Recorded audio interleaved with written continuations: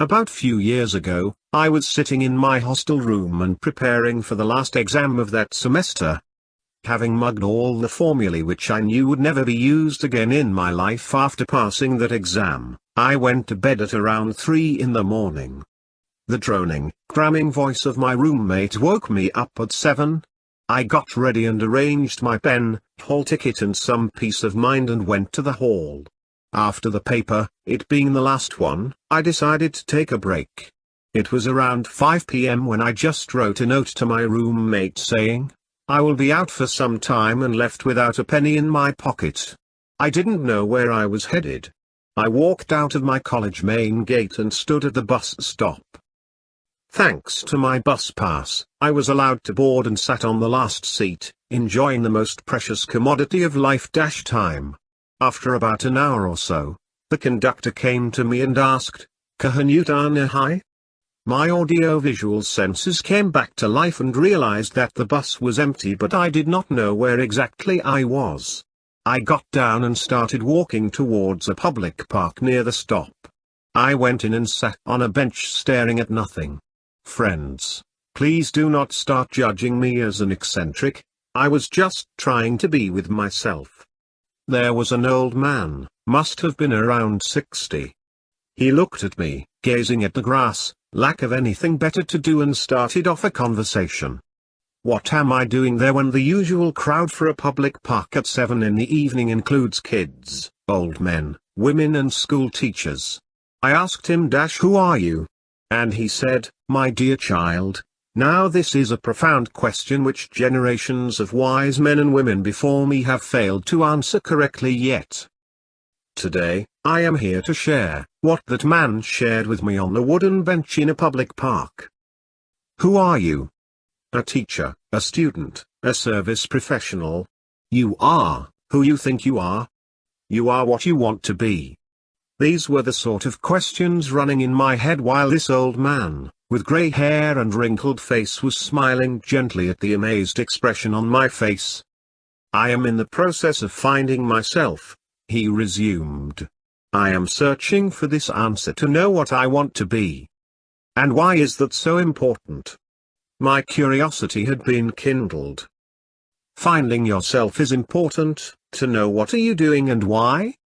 What you want to do and why. To be self-sufficient, to do without expecting something in return, to be grateful to what others have done for you. Confused? "Let me help you he said. "What do you want?" Well, now that is a strange question, isn't it? I took some time to come up with some usual responses. I want A, B, C. For I. Who is this I? I want to study, I want money, I want to get married, I want to be happy. All important statements, wishes, desires in this world start and end at I, and to fulfill them you need to know who is I. To understand the demands and desires of this I better. I expected some vague spiritual jargon. Instead of that, got reply in 8 steps. 1. Create your life timeline. Write down all of the major events in your life that you feel have affected you and have made you who you are. Try to re-experience these events from a different perspective and take the lessons that you need from it. Don't dwell on negative experiences, but realize that if it had not been for those past experiences you would not be where or who you are today. 2. Start with a clean slate. Develop your own moral conduct. Smoking, overeating, and overdrinking will prevent you from functioning at your peak. This may take some major changes. Remember, you can't drive your life forward if you are always gazing through your rearview mirror. 3. Forget what everyone else thinks. You cannot please everyone. While you might not want to disappoint the people close to you, they should want you to be happy. As long as you continue to exist to fulfill other people's ideas, you'll never know your true talents. Raymond Hull has rightly said, "He who trims himself to suit everyone will soon whittle himself away." 4. Find solitude, get away from the expectations. Take some time each day to go for a long walk and think. Take a long, thoughtful road trip. Whatever you do, move away from anything that distracts you. 5. Ask questions. What would I be doing with my day-to-day life and why? What do I want to look back in my life and say that I never regretted? If you had to choose 3 words to describe the kind of person you'd love to be, what would those words be? 6. Write down your answers.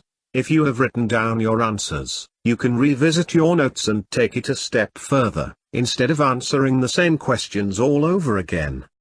7. Act on what you have just found out. Do the things that you want to do.